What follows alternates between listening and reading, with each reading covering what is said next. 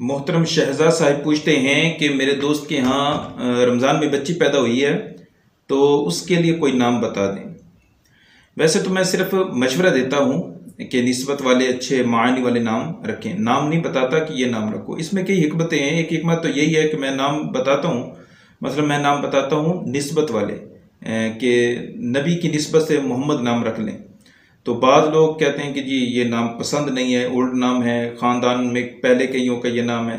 तो नबी के नाम के बारे में, सहाबा के और अहले बैत अलैहिम रिज़वान के नाम के बारे में कोई इस तरह कहे तो मुझे अच्छा नहीं लगता, इसलिए नाम नहीं बताता। हाँ, ये मशवरा देता हूँ कि आप जो है वो जब नाम रखें तो तहकीक ज़रूर किया करें, तस्दीक ज़रूर किया करें कि हमने जो नाम रखा है आया ये दुरुस्त है या नहीं, इसके मानी कैसे हैं। मुझसे नहीं, किसी और आलिम दीन से कर लें। बहरहाल आपने मशवरा मांगा है तो कि रमज़ान शरीफ में बच्ची पैदा हुई है, क्या नाम रखें, तो मेरा ये मशवरा है कि बच्ची का नाम निस्बत वाला रखें। अगर बच्ची यकम रमज़ान के करीब पैदा हुई है तो हज़रत सफ़िया उम्मुल मोमिनीन हज़रत सफ़िया रज़ी अल्लाह तआला अन्हा की वफ़ात यकम रमज़ान को है, तो उनकी निस्बत से आप सफ़िया नाम रख दें।